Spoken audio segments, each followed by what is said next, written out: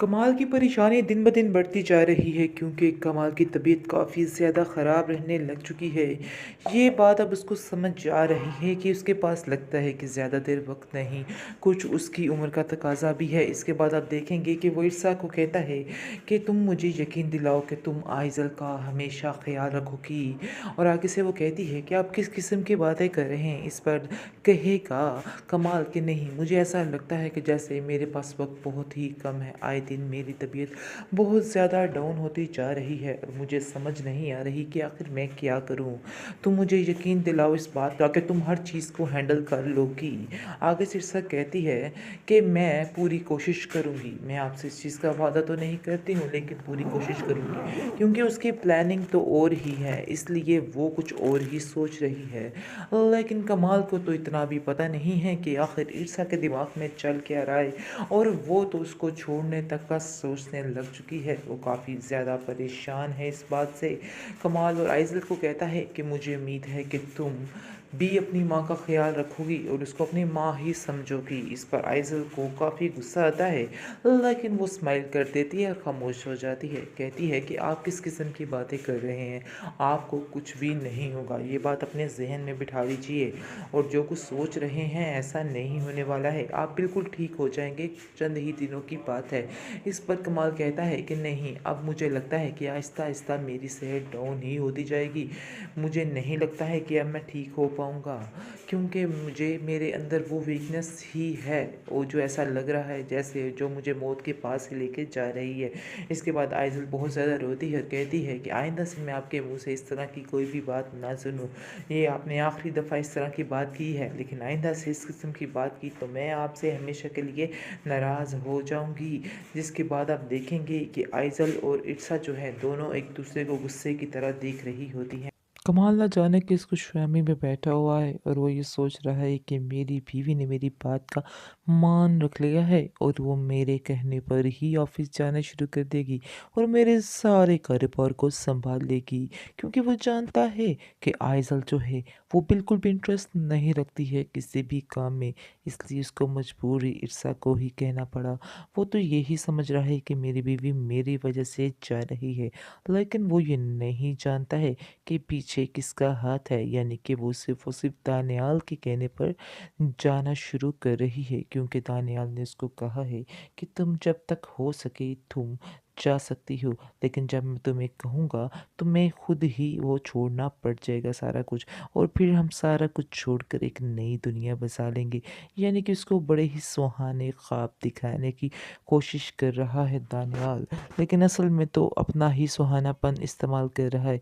यानी कि खुद ही उसने असल में सारा रुपया पैसा लूट के ले जाना है और ईर्षा ने पीछे से आंखें खुलती खुलती, यानी कि उसकी आंखें खुली की खुली ही रह जाएंगी। फिर उसको समझ आएगी कि आखिर दानियाल चीज़ क्या था। फिलहाल तो वो बहुत ज़्यादा खुश है दानियाल पर कि उसने उसको इजाज़त लेकिन दे उसके दी है। कदम तो इस घर में और ज़्यादा मजबूत हो रहे हैं और ये बात उसके लिए नाकाबिले बर्दाश्त बनती जा रही है।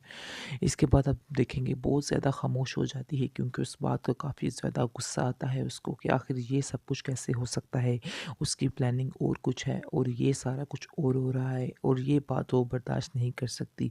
इसलिए वो फरियाद के पास जाती है, कहती है कि जो कुछ तुम कर रही हो बिल्कुल भी हैंडल करने की कोशिश नहीं कर रही। ऐसा ना हो कि मैं तुम्हारी हर चीज़ को बंद कर दूँ और फिर तुम्हारे पास कुछ भी नहीं रहेगा। ये बात तुम अपने ज़हन में बिठा के रखना। इस पर वो कहती है कि आखिर मैं तो अपनी पूरी कोशिश कर रही हूँ, लेकिन कोई मामला सेट नहीं हो रहा। इसमें आखिर मेरा क्या कसूर है? मेरे साथ तो तुम ऐसे ज़्यादती नहीं कर सकती हो और ना ही तुम्हें इस किस्म की ज़्यादती करनी चाहिए। इस पर आप देखेंगे वो फरियाल को, यानी कि आइज़ल जो है फरियाल को समझाती है कि तुम्हें बड़ी ही अक्लमंदी के साथ काम करना होगा। इर्सा बहुत ही चालाक है, वो सारा कुछ अपने अंडर करने की कोशिश कर रही है, लेकिन तुम्हें ऐसा बिल्कुल भी नहीं करना है। तुम्हें किसी तरीके से उसको कहना है, कमाल को यानी कि मेरे बाप को कहना है कि मैं खुद हर चीज़ को हैंडल कर लूँगी, अपने अंडर करने की कोशिश करो। लेकिन तुम होगे, तुम्हें बिल्कुल भी समझ नहीं आ रही है। फरियाल भी कहती है हाँ, ये हमारे लिए बहुत बड़ी टेंशन की बात है, ऐसा तो हरगिज़ नहीं होना चाहिए। कभी भी ईर्षा के हाथ सारा कुछ नहीं आना चाहिए क्योंकि इस तरह से اس کے قدم اس گھر میں اور زیادہ مضبوط ہو جائیں گے اور اس کو نکالنا یہاں سے بہت زیادہ مشکل ہو جائے گا۔ اس لیے ہمیں بہت ہی سوچ سمجھ کے یہ فیصلہ کرنا ہوگا اور سوچ سمجھ کر چلنا ہوگا، اور اب یہ کام تو ہونے ہی نہیں دینا کہ جو بابا کام ہونے آنٹی والا ہے۔ فریال کی طبیعت کافی زیادہ خراب ہو رہی ہے، مجھے لگتا ہے کہ آپ کو انہیں فوراً ڈاکٹر پاس لے کے جانا چاہیے۔ اس پر آپ دیکھیں گے کہ فٹافٹ سے آتا ہے کمال اور جا کر کیا پوچھتا ہے فریال کو کیا ہوا۔ فریال بتاتی ہے کہ میری طبیعت کافی زیادہ خراب ہے، مجھے آئی نیڈ ڈاکٹر، مجھے ڈاکٹر کی ضرورت ہے، مجھے ڈاکٹر پاس لے جاؤ۔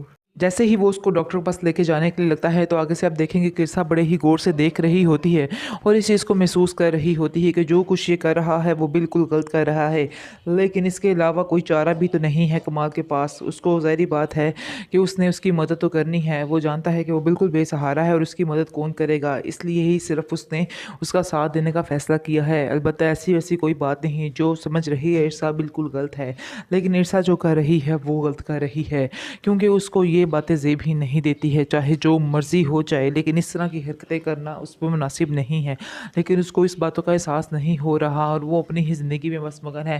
اس کے بعد آپ دیکھیں گے کہ آئزل جو ہے وہ جا کر کہتی ہے اس ارسا کو کہ مجھے ایسا لگ رہا ہے جیسے میرے بابا جو ہے فریال آنٹی کی طرف زیادہ دھیان دے رہے ہیں اور ہر آئے دن ان کے ساتھ ہی وہ وقت گزارتے ہیں۔ آپ دونوں کے درمیان کافی زیادہ مجھے لگتا ہے مس انڈرسٹینڈنگ ہے، جس کی وجہ سے آپ لوگوں کی کوئی بھی بات نہیں ہو پا رہی ہے۔ میں اس چیز کو محسوس کر رہی ہوں کہ میں آپ کی کوئی مدد کر سکتی ہوں۔ اس پر آپ دیکھیں گے کہ وہ کہتی ہے، ارسا کہتی ہے کہ نہیں، مجھے کسی کی مدد کی کوئی ضرورت نہیں ہے اور نہ ہی میں یہ چاہتی ہوں کہ کوئی میری مدد کرے، اس لیے بہتر یہی ہوگا کہ مجھ سے یہ مشورے یعنی مجھے جو دے رہی ہو یہ تم اپنے پاس ہی رکھو تو ہی بہتر ہے، ورنہ معاملہ زیادہ مزید خراب ہو سکتا ہے۔ کافی دیر ان کی بھی آپس میں لڑائی جھگڑا چلتا رہتا ہے، کیونکہ وہ بھی سمجھ جاتی ہے کہ یہ بھی فریال کے ساتھ ہی ملی ہوئی ہے، ساری اس کی ملی جلی بقت ہے اور دونوں ایک ساتھ ہی ہیں۔ اور اس کے بعد آپ دیکھیں گے کہ ارسا کہتی ہے کہ مجھے ایسا لگ رہا ہے جیسے تم فریال کے ساتھ مل کر یہ ساری گیم چلا رہی ہو، لیکن اگر تم ایسا کر رہی ہو تو میں تمہیں کبھی بھی ان باتوں میں کامیاب نہیں ہونے دوں گی، یہ تمہاری بہت بڑی غلط فہمی ہے۔ آگے سے آئزل کہتی ہے کہ اگر آپ کو یہ پتہ چل ہی چکا ہے تو آپ بھی اپنے ذہن میں یہ بات بٹھا لیں کہ میں ایسا کر کے ہی رہوں گی جو میں کر رہی ہوں اور مجھے ان باتوں سے کوئی بھی روک نہیں سکتا ہے۔ یہ میرا آپ سے وعدہ ہے کہ میں آپ کو بہت جلد اس گھر سے نکال کر ہی سانس لوں گی۔ آگے سے آپ دیکھیں گے کہ کہتی ہے ارسا کہ میں اس گھر میں خود بھی نہیں رہنا چاہتی، یہ تمہاری بھی غلط فہمی ہے، تم جو سوچ رہی ہو وہ بالکل غلط ہے۔ میں ایک منٹ کے لیے بھی اس گھر میں رہنا پسند نہیں کرتی ہوں، لیکن میری بھی کچھ مجبوریاں ہیں جس کی وجہ سے مجھے ادھر رہنا ہے۔ آگے سے آپ دیکھیں گے کہ آئزل اس کو کہتی ہے کہ آپ کو جتنا پیسہ چاہیے، جو چاہیے، میں آپ کو دینے کو تیار ہوں، لیکن میں آپ کو ادھر برداشت نہیں کر سکتی۔ اب آپ بھی یہ بات سمجھ لیں تو پھر ہی بہتر ہے، ورنہ آپ کے لیے بھی مشکل ہے اور میرے لیے بھی مشکل ہے۔ مجھے اس طرح کے مزید حربے آزمانے کی ضرورت ہی نہ پڑے اگر آپ میری فوراً سے بات مان لیں اور یہاں سے چلی جائیں۔ آگے سے ارسا کہتی ہے کہ میں بہت جلد ادھر سے چلی جاؤں گی، تمہیں کچھ بھی کہنے کی ضرورت نہیں ہے۔